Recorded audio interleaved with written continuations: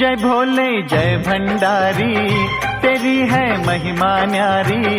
जय भोले जय भंडारी, तेरी है महिमा न्यारी। तेरी मोहनी मूरत लगे है प्यारी। जय भोले जय भंडारी, तेरी है महिमा न्यारी। नमस्कार। इंटरनेशनल योगा सोसाइटी द्वारा आयोजित आज के इस महाशिवरात्रि सत्संग में मैं आप सभी का हार्दिक अभिनंदन करती हूँ। आज का ये शिवरात्रि सत्संग का आरंभ हम श्री गुरु वंदना से करेंगे। उसके बाद भगवान शिव का आवाहन करेंगे श्री शिव रुद्राष्टकम के पाठ के साथ। उसके बाद भगवान शिव के दिव्य स्वरूप का प्रतीकात्मक अर्थ हम समझेंगे स्वामी शशि भूषणानंद जी के एक रिकॉर्डेड मैसेज के द्वारा। और उसके उपरांत चूंकि आज शिवरात्रि है तो शिव जी और पार्वती जी के जो विवाह की कथा है हम उसको सुनेंगे। और उस कथा के पीछे सबसे इंपॉर्टेंट बात जो है, कथा के पीछे जो रहस्यवादी अर्थ है, गुह्य अर्थ छुपा हुआ है, उसको हम समझने का प्रयास करेंगे। आपको यह बता दें कि ये जो कथा का जो भी रहस्यवादी अर्थ है, ये हमारे पूज्य गुरुदेव श्री स्वामी स्वामी ज्योतिर्मयानंद जी ने जो पुस्तकें लिखी हैं उनसे लिया गया है और जिसका अनुवाद स्वामी शशि भूषणानंद जी ने किया था। तो चलिए अब हम कथा का आरंभ गुरु वंदना से करते हैं। गुरुर् ब्रह्मा गुरुर्विष्णु गुरुर्देव महेश्वर, गुरु साक्षात् परम ब्रह्म तस्मै श्री गुरुवे नमः। ध्यानमूलं गुरुरमूर्ति, पूजामूलं गुरुपदं, मंत्रमूलं गुरुर्वाक्यं, मोक्षमूलं गुरुकृपा। एकं नित्यं विमलमचलं सर्वधी साक्षिभूतं, भावातीतं त्रिगुणरहितं सद्गुरुं त्वं नमामि। सद्गुरुं त्वं नमामि, सद्गुरुं त्वं नमामि। इस सत्संग में अब हम भगवान शिव का आवाहन करेंगे और रुद्राष्टकम स्रोत के साथ करते हैं। तो आइए हम सब मिलकर इस रुद्राष्टकम स्रोत का पाठ करें। नमामि शमीशान निर्वाण रूपं, विभुं व्याप्रकम्बं हवेदा स्वरूपं, निजं निर्गुणं निर्विकल्पं निरीहं, चिदाकाशमाकाशभासं भजेऽहं। निराकारमोङ्कारमूलं तुरीयं, गिराज्ञानगोतीतमीशं गिरीशं। करालं महाकालकालं कृपालं, गुणागार संसार पारं नतोऽहं। तुषाराद्रिशङ्कासगौरं गम्भीरं, मनोभूतकोटिप्रभाश्री शरीरम्। स्फुरन्मौलिकल्लोलिनी चारुगङ्गा, लसत्बालबालेन्दुकण्ठे भुजङ्गा। चलत्कुण्डलम्भो सुनेत्रं विशालं, प्रसन्नाननं नीलकण्ठं दयालं। मृगाधीशचर्माम्बरं मुण्डमालं, प्रियं शङ्करं सर्वनाथं भजामि। प्रचण्डं प्रकृष्टं प्रगल्भं परेशम्, अखण्डम् अजन्भानुकोटिप्रकाशम्। त्रयः शूलनिर्मूलनं शूलपाणिं, भजेऽहं भवानीं पतिं भावगम्यं। कलातीतकल्याणकल्पान्तकारी, सदा सज्जनानन्ददाता पुरारी। चिदानन्दसन्दोहमोहापहारी, प्रसीद प्रसीद प्रभो मन्मथारी। न यावदुमानाथ पादारविन्दं, भजन्ति हलोके परे वा नराणां। न तावत् सुखः शान्ति सन्तापनासं, प्रसीद प्रभो सर्वभूतादिवासं न जानामि जोगं जपं नैव पूजां नतोऽहं सदा सर्वनाथं वतुभ्यं जराजन्म दुःखो गताताप्यमानं प्रभो पाहि यापं नमामि शंभो। अब भगवान शिव के आवाहन के बाद हमारे सामने भगवान शिव का रूप प्रस्तुत है। भगवान शिव का रूप बाकी अन्य सभी देवताओं से काफी भिन्न है। तो चलिए अब हम ये समझने का प्रयास करते हैं कि उनके इस रूप में क्या प्रतीकात्मक अर्थ छुपा हुआ है, और इसके लिए हम स्वामी शशि भूषणानंद जी से उसके रहस्यवादी अर्थ का समझने का प्रयास करते हैं। तो स्वामी शशि भूषणानंद जी।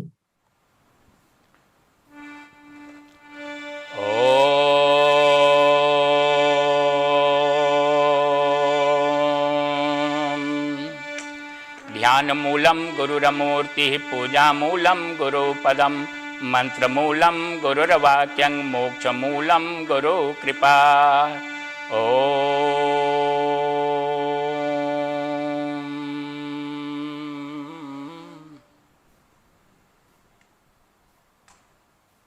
आप समूह में विद्यमान परमात्मा को नमस्कार है।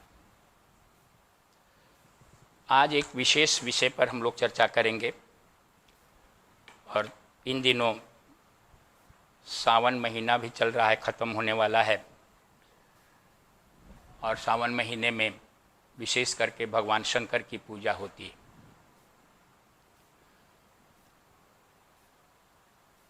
लेकिन बहुत कम लोग हैं जो भगवान शंकर को उनके रूप के माध्यम से, उनके विग्रह के माध्यम से क्या रहस्यात्मक संदेश दिया गया है, उसको बहुत कम लोग जान पाते। तो सबसे पहले हम लोग भगवान शंकर की प्रार्थना करते हुए भगवान शिव के मिस्टिक मीनिंग, रहस्यात्मक उनके स्वरूप के विषय में जानेंगे। भगवान शंकर का ध्यान करने के लिए कर्पूर गौरम करुणावतारम संसार सारम भुजगेन्द्रहारम सदा वसंतम हृदयानुविंदे भवम भवानी सहितम नमामि।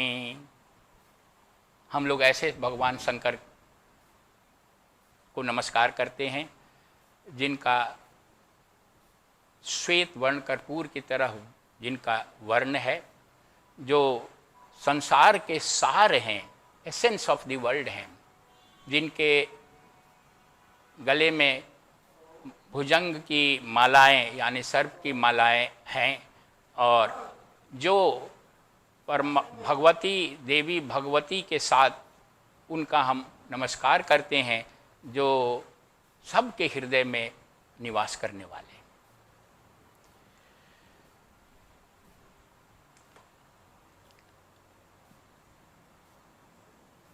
ईश्वर एक है, लेकिन हम लोग अपने अपनी मानसिक उन्नति, आध्यात्मिक शुद्धता और भक्ति के अनुसार हम लोग अनेक अलग रूप में देखते हैं।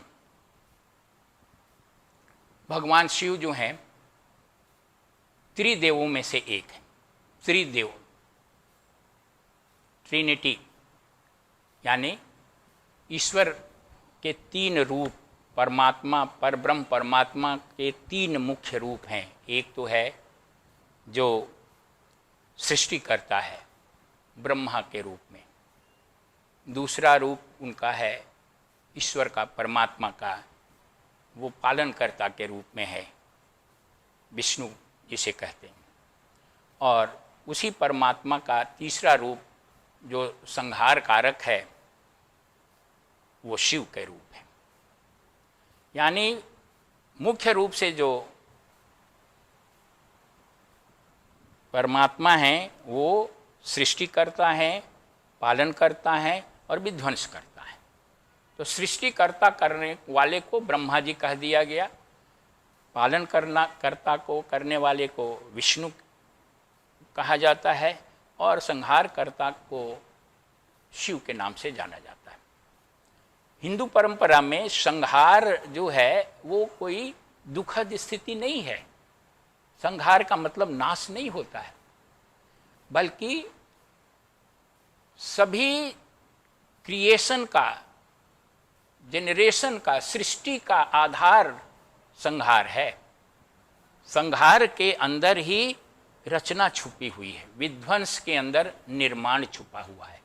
इसलिए भगवान शिव को जो है वो सत्यम शिवम सुंदरम यानी कल्याणकारी माना गया है, सौंदर्यकारी माना गया है और सत्य स्वरूप माना गया है। ये सब के आधार हैं। भगवान शिव वास्तव में जो हैं वो विध्वंस सृष्टि का नहीं करते हैं। जीव के स्तर पर हमारे अंदर जो मल विकार, दोष, दुर्गुण, कमियां, उसको विध्वंस करके हमें परमात्मा की तरफ अग्रसर करते हैं। क्योंकि जब तक ये दोष दुर्गुण हमारे अंदर विध्वंस नहीं होंगे, नष्ट नहीं होंगे, तब तक हम परमेश्वर को प्राप्त नहीं कर सकते हैं। इसलिए मल विकार और अविद्या को समाप्त करने वाले वो देव हैं और बिना उनको समाप्त किए हम ब्रह्मांडीय चेतना का साक्षात्कार नहीं कर सकते। भगवान शिव जी का जो उनका रूप है उसका एक मीनिंग है, उसका एक अर्थ है। मुख्य रूप से हम लोग क्या देखते हैं, शंकर भगवान का रूप कैसा है? उनकी बड़ी बड़ी जटाएं हैं। ये जटाएं जो हैं आध्यात्मिक क्षेत्र के परिचायक हैं, जो गहन है, जहां प्रवेश करना कठिन है। ज्ञान, वैराग्य और भक्ति के बगैर आध्यात्मिक क्षेत्र में प्रवेश नहीं किया जा सकता है। भगवान शिव की जो जटाएं हैं वो उसी रहस्यवादी आध्यात्मिक क्षेत्र के परिचायक हैं। भगवान शंकर के गले में सांप की माला है। ये सांप जो है वो परमात्मा की दिव्य शक्तियों का प्रतीक है। ईश्वर के अधीन में मानसिक शक्तियां जो हैं नियंत्रित होती हैं, उनके अधीन रहती हैं। जो गुप्त शक्तियां हैं, जो आध्यात्मिक साधक को जब वो स्वयं को विकास की एक विशेष स्थिति में ला देता है तो उसे अपने इस गुह्य शक्तियों की, गुप्त शक्तियों की प्रतीति होती है, अनुभूति होती है। ये जो सर्प का माला है भगवान शिव के गले में, वो उन्हीं रहस्यवादी शक्तियों का प्रतीक है। उनके सिर पर चंद्रमा विराजमान है। पवित्र और शांत मन के परिचायक हैं चंद्रमा। साधक जो भी परमात्मा की तरफ बढ़ना चाहता है उसे अपने मन को शांत और पवित्र करने की आवश्यकता होती है। बिना पवित्र मन के ईश्वरीय सत्ता की तरफ प्रगति नहीं हो सकती। उनकी जटाओं से गंगा प्रवाहित है, ऐसा भगवान शिव का रूप है, दिखाया हुआ है। गंगा जी का धारा जटाओं से निकल रही है। गंगा की धारा जो है वो ज्ञान की पावन सरिता है, जिससे जीव की, व्यक्ति की मल विकार और अविद्या जो है वो धुल जाती है। भगवान शिव यानी परमात्मा स्वयं ज्ञान रूप हैं।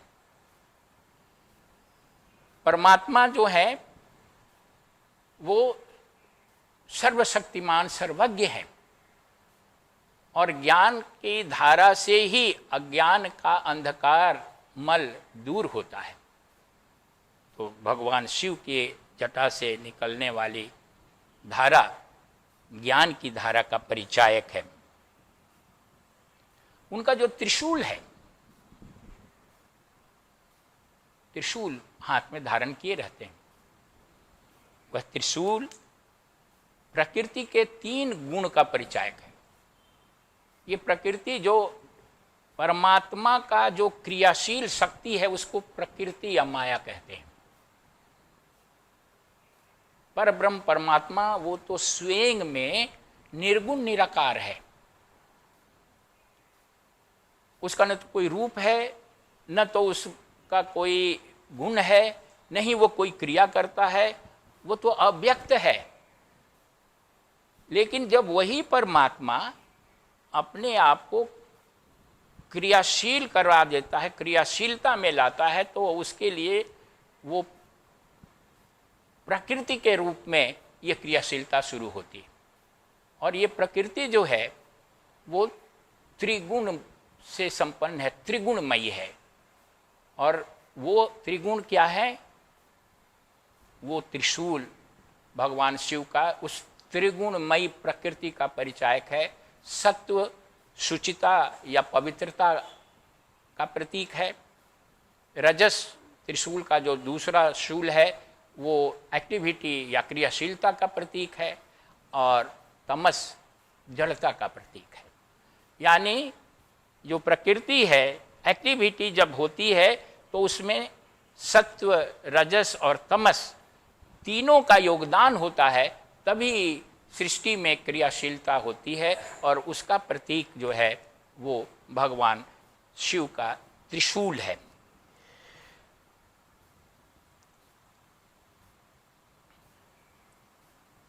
भगवान शिव, शिव का मतलब होता है मंगलकारी, वरदान देने वाले हैं, मंगलकारी हैं। परमात्मा मंगलकारी है, शिव मंगलकारी हैं। जहाँ भी सौम्यता है, शुभ्रता है, सौंदर्य है, वह शिव तत्व है। और भक्त जैसे जैसे भगवान शिव के इस विग्रह का ध्यान करते हैं, इस भाव से ध्यान करते हैं, उनके रूप का ध्यान करते समय उन रूपों के प्रतीक अर्थ को अपने हृदय में धारण करके जब ध्यान करते हैं तो उनको आध्यात्मिक गहराई प्राप्त होती है। भगवान शिव को के आवाहन करने का मंत्र है, बहुत सहज मंत्र है, ओम नमः शिवाय। मैं भगवान शिव को नमस्कार करता हूँ। इसका शाब्दिक अर्थ या ऐसा ही हुआ। लेकिन प्रत्येक मंत्र जो है वो एक अलग विज्ञान है। मंत्र विज्ञान बीजाक्षरों से बना होता है। प्रत्येक जो मंत्र में अक्षर होते हैं वो बीजाक्षर होते हैं। किसी न किसी हमारे अंदर जो कुंडलिनी शक्ति है, जो कुंडलिनी चक्र है, उस कुंडलिनी चक्र में अनेक प्रकार के ध्वनियाँ हैं। वो गहराई से आपको किसी और व्याख्यान में बताया जाएगा। तो ये प्रत्येक अक्षर मंत्र का एक विशेष स्पंदन उत्पन्न करता है और हमारे अंदर उस स्पंदन से, हमारे सूक्ष्म शरीर, कारण शरीर में उस स्पंदन से हमारे अंदर जो अलग अलग सूक्ष्म केंद्र हैं वो केंद्र उससे प्रदीप्त होते हैं, जागृत होते हैं और शक्ति प्रदान करते हैं। ये जो ओम नमः शिवाय मंत्र है भगवान शिव को आह्वान करने का, उससे सुख, समृद्धि, सफलता, दीर्घ जीवन, स्वास्थ्य ये सब प्राप्त होता है। इसके साथ साथ इन मंत्रों का रहस्यवादी अर्थ भी है। उस रहस्यवादी अर्थ के भाव के साथ जब आप मंत्र का जाप करते हैं तो उस मंत्र की शक्ति से आपको भोग और अपवर्ग यानी भौतिक सुख के अनुभव, भोग, और अपवर्ग यानी मुक्ति, ये दोनों प्राप्त होती है। तो भगवान शिव का जो विग्रह है वो यही बताता है कि वो परमात्मा का विध्वंसक जो पक्ष है उसके प्रतीक हैं, और उनके माध्यम से भी हम परमात्मा तक पहुंच सकते हैं। ओम शांति ही शांति ही शांति ही। हरि ओम तत्सत। तो चलिए सत्संग को आगे बढ़ाते हैं, और आज शिवरात्रि है, तो इस अवसर पर हम शिव जी और पार्वती जी के जो विवाह है उनकी कथा को सुनते हैं। तो हम सबको ज्ञात है कि पार्वती जी ने भगवान शिव को पाने के लिए कठोर तप किया, और बाद में सप्तऋषियों ने भी उनकी परीक्षा ली थी। और फाइनली जब उमा और शिव जी जब विवाह के लिए तैयार हो गए, तो सप्तऋषियों ने राजा हिमवंत से मिलकर वेदोक्त विधि से विवाह के लिए एक शुभ मुहूर्त निश्चित किया। और इससे स्वर्ग के सभी देवता अत्यंत प्रसन्न हुए और विवाह की जोर शोर से तैयारियां आरंभ हो गई। देवताओं के प्रसन्न होने का एक कारण ये भी था कि उस समय ताड़कासुर नामक एक भयानक असुर उत्पन्न हुआ था, और जिससे सारे देवता, सारे लोग बहुत परेशान थे। और ये ब्रह्मा जी ने ये बात देवताओं को बताई थी कि सिर्फ भगवान शिव का जो पुत्र होगा वो ही ताड़कासुर को का वध कर सकता है।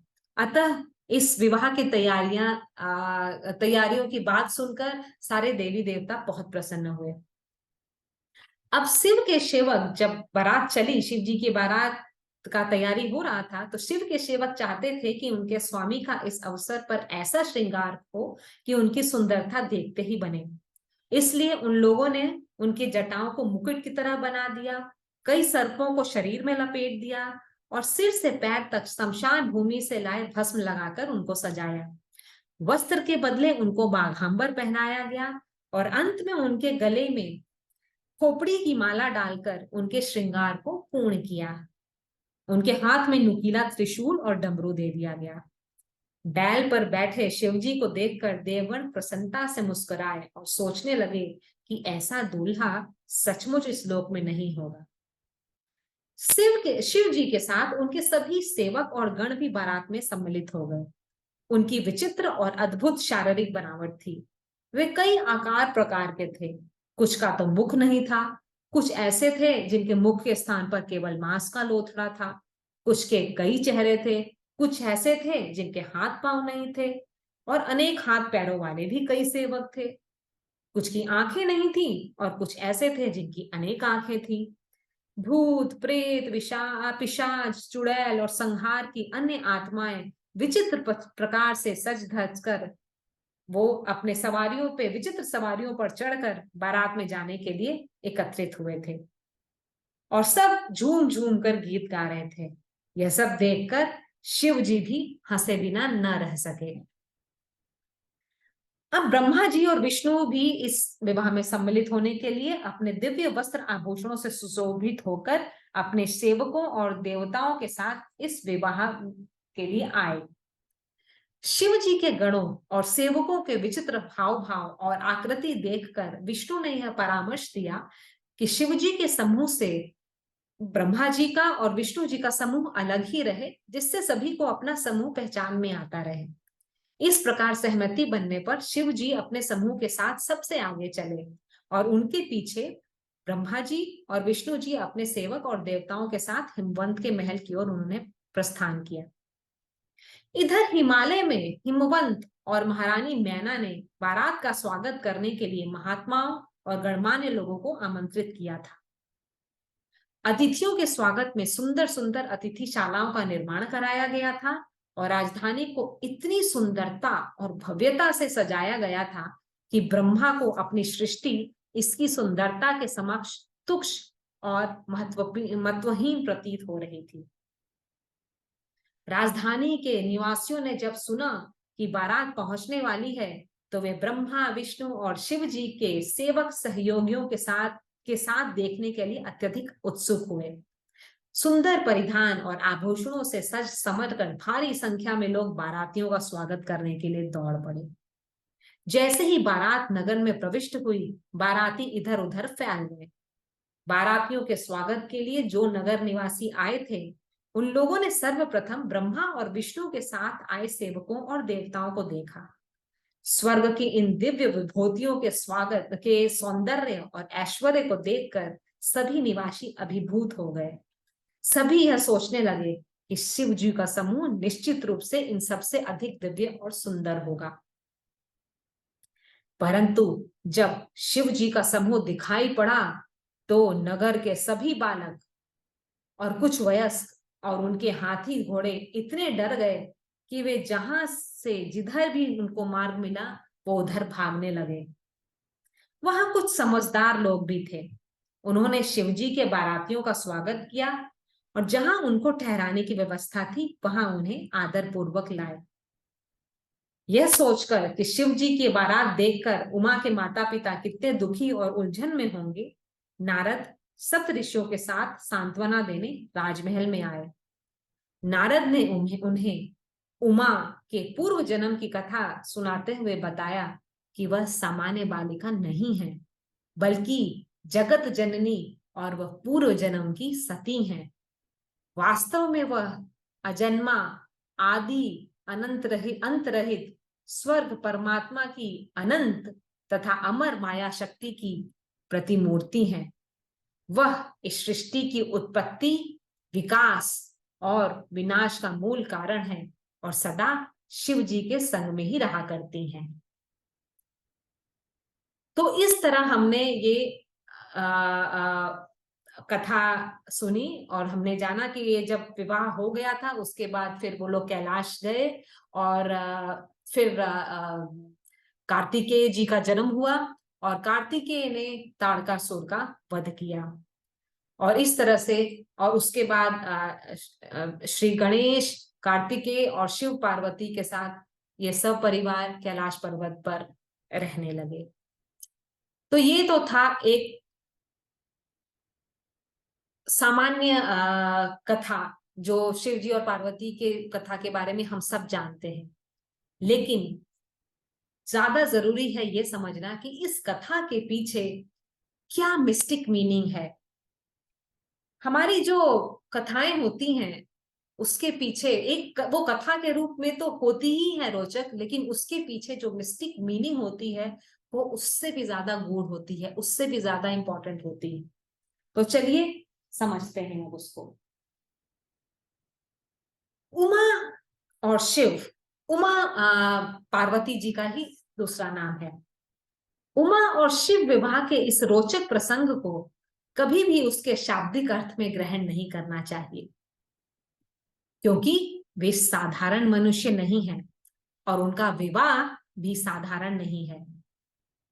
शिव विवाह के वर्णन के माध्यम से जो मानवीय चेतना है, ह्यूमन कॉन्शियसनेस है, उसका अंतः प्रज्ञा दैट इज इंट्यूटिव जो नॉलेज है उसमें जो रूपांतरण होता है, उसके कारण जो अनुभव होता है और उससे जो दिव्य उत्सव जो होता है उसका उल्लेख इस कथा के माध्यम से किया गया है। इस अवस्था में जीव परमात्मा के रूप में अपनी पहचान उद्घाटित कर लेता है। तो ये एक पूरा साधना का एक क्रम है। बारातियों के रूप में ब्रह्मा, विष्णु और शिव जी के सेवक और सहायकों के समूह का नाचते गाते हिमालय स्थित उमा के महल की ओर जाना एक्चुअली एक आध्यात्मिक जीवन की एक महत्वपूर्ण अवस्था की नाटकीय प्रस्तुति है। आध्यात्मिक विकास के क्रम में साधक को 3 अवस्थाओं को सामना करना पड़ता है जो एक क्रम में आती हैं। सर्वप्रथम वैराग्य की अवस्था आती है। तो सबसे पहला जब शिव जी की बारात आई, सब लोग डर के उधर भागने लग गए। उसका और शिव जी के समूह में हम सब जानते हैं प्रेत पिशाच ये सारे लोग थे। सो बहुत डरावना था। वो जो पहल है वो पहली कड़ी है, और वो पहला सर्वप्रथम वैराग्य की अवस्था है। जैसे ही वैराग्य बढ़ने लगता है, साधक का सामना व्यक्ति, वस्तु और जीवन की विभत्स तथा दहला देने वाली वास्तविकताओं से होता है। साधक अनुभव करने लगता है कि जगत में जो जैसा दिखाई पड़ रहा है वास्तव में वैसा है नहीं। वैराग्य की एक्सरे दृष्टि यह प्रकट करती है कि शारीरिक सौंदर्य के पतले आवरण के पीछे रक्त, मांस और अस्थि के अतिरिक्त कुछ भी नहीं है। सभी सुंदर शरीर विचित्र संकल्प से क्रियाशील, भयंकर और डरावना अस्थि मंजर है। सो एक तरह से देखा जाए तो ये सारा अगर वैराग्य को एक्सरे की तरह बना के देखा जाए तो ह्यूमन बॉडी को अगर आप देखें तो बाहरी ब्यूटी तो बहुत ही ऊपर की होती है, अंदर ये सारा ह्यूमन स्केलेटन है। हम सब ह्यूमन स्केलेटन है, और उसके ऊपर हमारे पास रक्त, मांस ये सब जड़ दिया गया है। तो वैराग्य के थ्रू आप रियल चीज को देखते हैं, ऊपरी आवरण को हटाकर, और इसलिए वो डरावने वाला होता है। दूसरी तरह से समझें तो बाह्य मित्रता और जो हार्मनी दिखाई देती है विश्व में एक दूसरे लोगों के बीच में, उसके पीछे भी लोभ, अहंकार, स्वार्थ और आसक्ति की विरूपता विद्यमान है। अगर आप ध्यान से देखें तो ऊपरी रिलेशनशिप्स बनी रहती हैं इस संसार में, उसके पीछे भी कहीं ना कहीं कुछ कंडीशंस छुपा होता है, कुछ लोभ होता है, कुछ अहंकार होता है, कुछ स्वार्थ होता है और कुछ आसक्ति होती है। और जब यह वैराग्य की एक्सरे दृष्टि पड़ती है तो उसके समक्ष संसार का जो समस्त पाखंड और आडंबर चल रहा है वो नष्ट हो जाता है, और निराशा के शर तथा दुखों की खोपड़ी का जो नग्न स्वरूप है वो प्रकट हो जाता है। तो ये जो ऊपरी बनावटी चीज है हमारे संसार में, वो अगर आप वैराग्य की एक्सरे दृष्टि से देखें तो वो हट जाती है, और उसके पीछे जो भी बुराइयां छुपी हैं, जो भी उसके पीछे लोभ, अहंकार, स्वार्थ, आसक्ति ये सब छुपा है, वो सामने आ जाता है। तो इसलिए लोग उससे डर जाते हैं। लेकिन जब वैराग्य, और ये साधक के साथ होता है जब वो पहले अवस्था में होता है, जब वैराग्य बढ़ने के साथ साधक अनुभव करता है कि अब तक वह जिन नश्वर उपलब्धियों और सांसारिक चीजों को मूल्यवान मानकर उनके पीछे दौड़ता रहा, उनके ऊपर आकर्षक और मूल्यवान मुखौटा लगा हुआ है। वास्तव में सभी चीजें और उपलब्धियां, इस जीवन की जितनी भी उपलब्धियां हैं, वो मृत्यु के चुंगल में फंसी हैं और तीव्र गति से अपने विनाश की ओर दौड़ रही हैं। सभी लोग वैसी भेड़ हैं जो यदि इस जीवन में उन्होंने आत्मज्ञान नहीं प्राप्त किया तो यम की तलवार से कटने के लिए मृत्यु के मूछड़ खाने में कतार में खड़े हैं। शिव जी के बाराती वैराग्य से उत्पन्न का ये जो दृष्टिकोण है, ये इसको प्रतिनिधित्व करते हैं। जब शिव जी के बारात, शिव जी का समूह आया, उसके बाद में देखा ब्रह्मा जी और उसके बाद विष्णु जी का समूह आया, और इसके बाद अत्यंत जो दूसरी वाली अवस्था है वो है क्रिएटिविटी की, सृजनशीलता की अवस्था है। तो जो ही साधक का मन भ्रम से मुक्त हो जाता है, वह अपने अंदर आध्यात्मिक प्रेरणा का शाश्वत स्रोत उद्घाटित कर लेता है, जो किसी भी तरह संसार की नश्वर वस्तुओं पर निर्भर नहीं होता। अनुप्राणित होने के लिए वह स्वच्छ नीलांबर में सूर्य को उदित होने, वायु प्रवाह को अनुकूल बनने और आकाश के बादल छटने की प्रतीक्षा नहीं करता। इसको सिंपल वे में देखें तो ये नहीं वेट करता कि बाहरी चीजें जब अच्छी होंगी तभी हम कुछ करेंगे। इसके विपरीत उसे ज्ञात हो जाता है कि आनंद बाह्य जगत से नहीं, अंतरात्मा से उत्पन्न होता है। इसलिए उसमें जोश, उत्साह, उमंग और भक्ति विविध रूप से सदा चलती रहती है।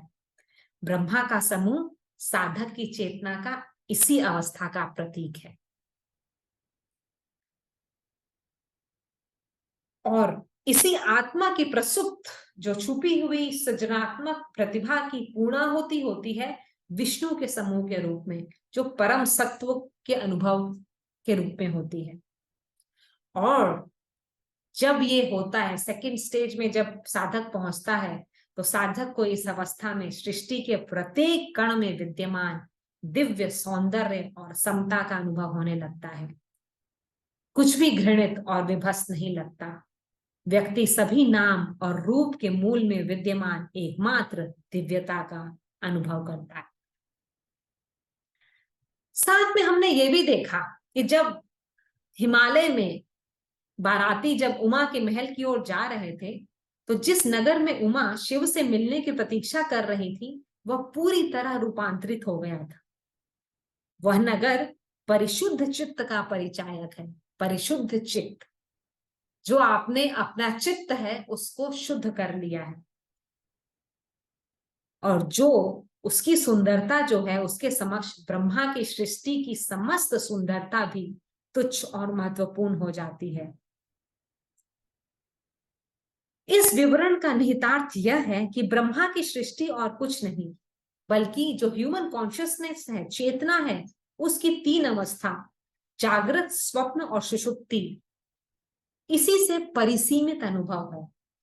परंतु जिस साधक में वैराग्य विकसित हो गया है और जो अंतःप्राज्ञिक ज्ञान, दैट इज इंट्यूशनल नॉलेज की ओर अग्रसर हो रहा है, वह यह अनुभव कर लेता है कि उसे सृष्टि के भ्रम से ऊपर उठना है।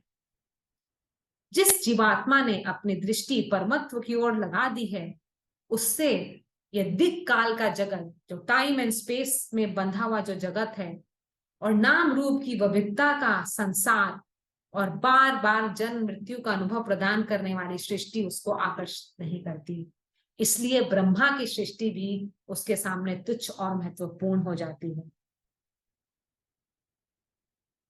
ये भी हमने देखा कथा में कि स्वागत के लिए आए लोगों ने जब सबसे पहले शिव को और उनके सेवकों को देखा तो भयभीत होकर भाग खड़े हुए। केवल कुछ परिपक्व और समझदार लोग ही शिव जी का स्वागत करने के लिए वहां खड़े रहे।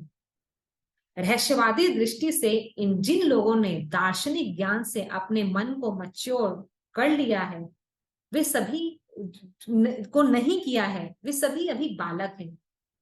ऐसे लोगों के लिए शिव का सामना भयभीत करने वाला होता है। वे सदा जीवन के जो सतही मूलों पर ही हैं, वहीं पर निर्भर रहा करते हैं। इसलिए वे सदा राग देश द्वेष के झूले में झूलते रहते हैं। उनकी अहंकारिक धारणा के विपरीत जो कुछ भी होता है वह उनके लिए विषम और सदमा देने वाले होता है। लेकिन चाहे कोई भाग जाए अथवा अपनी आंखें बंद कर ले, शिव जी की बारात तो आगे बढ़ती ही जाती है। भागने वाले चाहे कहीं भी क्यों न चले जाएं, अज्ञात का भय उसका वहां भी पीछा करता है। वह एक के बाद एक कई जन्म क्यों न ले, बट बीमारी, निराशा, क्षति के रूप में अज्ञात की बारात उसका पीछा नहीं छोड़ती। परंतु जो परिपक्व और समझदार हैं, वे भागना छोड़कर ठहर जाते हैं और अपना अंतःप्राज्ञिक ज्ञान विकसित कर जीवन की वास्तविकता का सामना करते हैं। ये ऐसे लोग हैं जिन्होंने चेतना की उन्नत अवस्था प्राप्त कर ली है और जिनके मन से भ्रम समाप्त हो गया है। ऐसे लोग ही शिव को उनको सेवकों के साथ स्वागत करते हैं। शिव जी और उमा का जो विवाह हुआ था वो मानव अस्तित्व के परम लक्ष्य योग का प्रतिनिधित्व करता है। यह विभिन्न धर्मों और दार्शनिक परंपराओं द्वारा विभिन्न रूपों से परिभाषित आत्म साक्षात्कार का प्रतीक है। यह जीव का ईश्वर के साथ मिलन, कुंडलनी शक्ति का शिव में समाहित होने और प्रकृति और परम आत्मन के संयुक्त होने का परिचायक है। कुंडलनी योग के अनुसार प्रत्येक जीव बंधन में है। कुंडलिनी शक्ति को जागृत कर विभिन्न चक्रों, मूलाधार, स्वादिष्ठान, मणिपुर, अनाहत, विशुद्धि, आज्ञा, इससे होते हुए इसे जब सहस्त्रार चक्र में स्थित शिव से मिला दिया जाता है तो जीव का बंधन समाप्त हो जाता है। जीव के लिए यह मिलन अत्यंत आनंद और उत्सव का अवसर होता है, क्योंकि जब शिव और शक्ति मतलब उमा या पार्वती एक हो जाते हैं तो जीव सांसारिक प्रपंच के बंधन से मुक्त हो जाता है। इसके साथ जो आध्यात्मिक प्रक्रिया को द्विधा प्रक्रिया के रूप में देखा जा सकता है, जिसमें कुंडलिनी के आरोहण के साथ साथ ईश्वरीय सत्ता का अवतरण भी क्रिया होती है। व्यक्ति की आध्यात्मिक उन्नति के साथ जब मन और बुद्धि परिशुद्ध होने लगती है तो कुंडलिनी का आरोहण उच्च से उच्चतर चक्र में होने लगता है। ऊपर उठती कुंडलिनी से मिलने की उत्सुकता में ईश्वरीय सत्ता कृपा के रूप में नीचे अवरोहित होकर साधक का हाथ पकड़कर ऊपर खींचती। हमने ये भी देखा, विवाह के उपरांत उमा और शिव जी कैलाश पर्वत में रहने लगे और ऐसे आनंद का अनुभव किया जिसका वर्णन मानव की भाषा में संभव नहीं। तो परिशुद्ध प्रज्ञा जो अपनी इंट्यूटिव नॉलेज है का जब परम आत्मन मतलब भगवान के साथ संयोग होता है तो उससे प्राप्त होने वाले अनंत और नित नूतन परमानंद की यह काव्यात्मक प्रस्तुति है। सांसारिक तल पर जहां मानवीय चेतना परिमित और अनुकूलित होती है वहां खुशी आती जाती रहती है, लेकिन समय व्यतीत होने के साथ जब इंद्रियां शिथिल हो जाती हैं तब जो चीजें कभी मन को अत्यधिक प्रिय थी धीरे धीरे अर्थहीन हो जाती हैं। मानव जीवन धीरे धीरे उबाऊ हो जाता है। वृद्धावस्था और मृत्यु के समीप आने से युवावस्था की सभी आशा और उत्साह धीरे धीरे समाप्त हो जाते हैं। परंतु जिसे आध्यात्मिक विस्तार की ऊंचाई प्राप्त हो गई है उनका जीवन ऐसा नहीं होता, क्योंकि उनका आनंद इंद्रियों पर निर्भर नहीं होता। उनका आनंद मानसिक विस्तार के परिणाम से उत्पन्न होता है, इसलिए उन्हें जिस आनंद का अनुभव होता है वह कभी समाप्त नहीं होता, कभी कम नहीं होता। अंतःप्राज्ञिक विकास के आधार पर जब बुद्धि मतलब उमा, जो उमा से जिनका प्रतीक है, ईश्वर जीव के साथ संयुक्त हो जाती है तो न तो आयु और ना ही शरीर की अवस्था अथवा बाह्य परिस्थितियां व्यक्ति के आनंद को परिमित कर सकती हैं। शिव और उमा के विवाह का परिणाम कार्तिकेय अथवा सुब्रमण्यम जिनको कहा जाता है कि जन्म के रूप में सामने आता है। देव सेना का शक्तिशाली सेनापति के रूप में कार्तिकेय भयानक तारकासुर का वध करके एक बार पुनः शांति और सामंजस्य स्थापित करते हैं। आध्यात्मिक दृष्टि से कार्तिकेय उस ज्ञान का प्रतिनिधित्व करते हैं जो जीव के अज्ञान मतलब तारकासुर को समाप्त कर हमेशा हमेशा के लिए उसे सांसारिक प्रपंच के बंधन से मुक्ति प्रदान कर देता है। तो इस तरह इस कथा का हमने सुना और कथा का प्रतीकात्मक अर्थ को भी हमने सुना।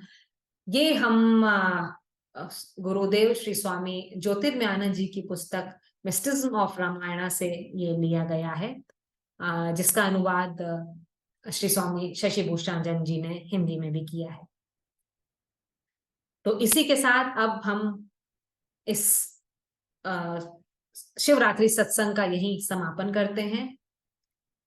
ओम असदो मा सद्गमय तमसो मा ज्योतिर्गमय मृत्योर्माम अमृतं गमय। ओम पूर्णमदः पूर्णमिदं पूर्णात् पूर्णमुदच्यते पूर्णस्य पूर्णमादाय पूर्णमेवावशिष्यते। ओम शांति शांति शांति। भगवान शिव से और माँ पार्वती से हमारी कर जोड़कर प्रार्थना है कि आपके और आपके परिवार पर वो हमेशा सुख शांति और समृद्धि बनाए रखें और आपको हमेशा अपनी कृपा दृष्टि आप पर बरसाएं। इसी के साथ हम ये सत्संग यही समाप्त करते हैं। आपको हमसे किसी भी तरीके से अगर हमसे कांटेक्ट करना हो, या हमारी किताबें या हमारी जो मासिक पत्रिका है योगांजलि उसकी सदस्यता के लिए अगर हमें ईमेल करना हो, तो हमारा ईमेल आईडी है iysindia@gmail.com। और इसी के साथ हम आपसे यह भी अनुरोध करेंगे कि आप इस YouTube सत्संग को आप लाइक करें, शेयर करें और सब्सक्राइब करें, जिससे जब भी कोई नया अपलोड हो तो वो आपको पता चल जाए। ओम शांति ही शांति ही शांति ही। हरि ओम तत्सत।